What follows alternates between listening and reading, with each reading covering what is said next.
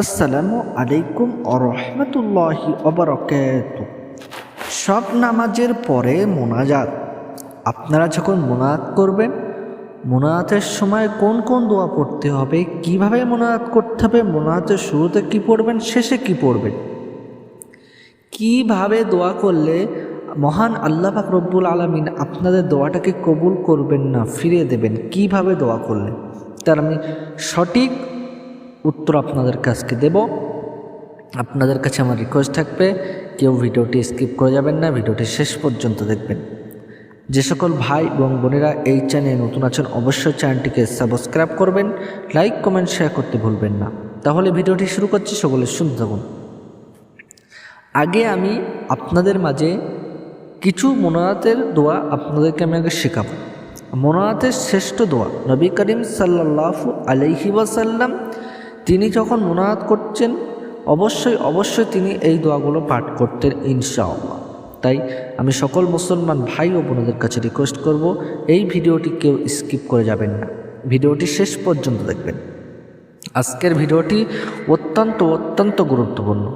মোনাজাতের সবচেয়ে সর্বশ্রেষ্ঠ কিছু দোয়া আপনাদের মাঝে শেয়ার করব, এবং মোনাজাতের সময় কোন কোন ভুল করলে আল্লাহ রাব্বুল আলামিন আপনাদের দোয়াটাকে কখনো কবুল করবেন না, মোনাজাতের শুরুতে কী পড়বেন, শেষে কী পড়বেন, কীভাবে মোনাজাত করবেন, তার সঠিক উত্তর আজকে আপনাদেরকে দেব।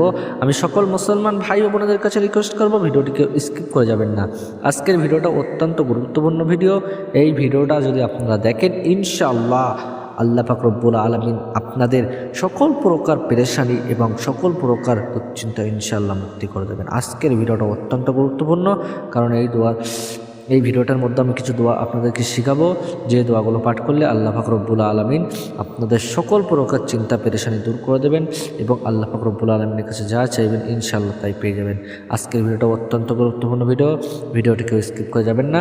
তাহলে ভিডিওটি শুরু করছি। প্রথমে আমি মোনাজাতের কিছু দোয়া আপনাদের সাথে পাঠ করব। প্রথম নাম্বার যে মোনাজাতটা পাঠ করব, এটি সর্বোত্তম মোনাজাত। সেই দোয়াটি হলো, রব্বানা আতিনা ফিদ দুনিয়া হাসানাতাও ওয়া ফিল আখিরাতি হাসানা ওয়া কিনা আযাবান নার। রব্বানা আতিনা ফিদ দুনিয়া হাসানাতাও ওয়া ফিল আখিরাতি হাসানা ওয়া কিনা আযাবান নার। দ্বিতীয় নম্বর দোয়াটি, রব্বানা তাকাব্বাল মিন্না ইন্নাকা আনতাস সামিউল আলিম। তৃতীয় নম্বর দোয়াটি হলো, আস্তাগফিরুল্লাহাল্লাযী লা ইলাহা ইল্লা হুয়াল হাইয়ুল কাইয়্যুম ওয়া আতুবু ইলাইহি। চতুর্থ নম্বর দোয়াটি হলো, লা ইলাহা ইল্লা আনতা সুবহানাকা ইন্নী কুনতু মিনাজ জালিমিন। এই দোয়াগুলো অবশ্যই পাঠ করবেন। আরেকটি দোয়া হলো, রব্বিরহামহুমা কামা রব্বায়ানি সগীরা। রব্বিরহামহুমা কামা রব্বায়ানি সগীরা। রব্বিরহামহুমা কামা রব্বায়ানি সগীরা।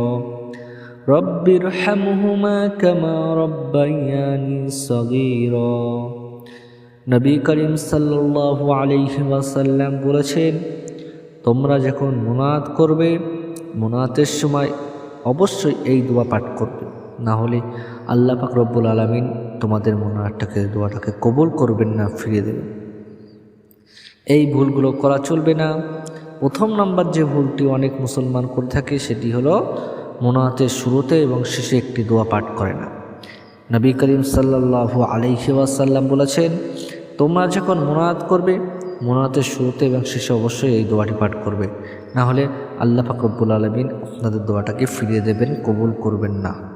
তাহলে প্রথম নম্বর যে ভুল, অনেক মুসলমান ভাই বোনেরা আছে, তারা যখন মোনাজাত করে, মোনাজাতের শুরুতে এবং শেষে একবার দুরূদ শরীফ পাঠ করে না। যে ব্যক্তি মোনাজাতের শুরুতে এবং শেষে একবার দুরূদ শরীফ পাঠ করবে, আল্লাহ পাক রব্বুল আলামিন সেই ব্যক্তির দোয়াটাকে ফিরিয়ে দেন না, কবুল করেন।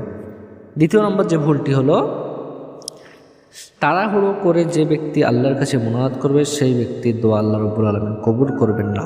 তাড়াহুড়ো করে মোনাজাত করা যাবে না, ধীরে স্থিরভাবে মোনাজাত করতে হবে, এবং আল্লাহর কাছে পুরো একান্ত বিশ্বাসের সাথে মোনাজাত করলে আল্লাহ পাক রব্বুল আলামিন আপনার দোয়াটাকে কবুল করবেন। আশা করি বুঝতে পেরেছেন। ভিডিওটা এখানে শেষ করছি। আসসালামু আলাইকুম।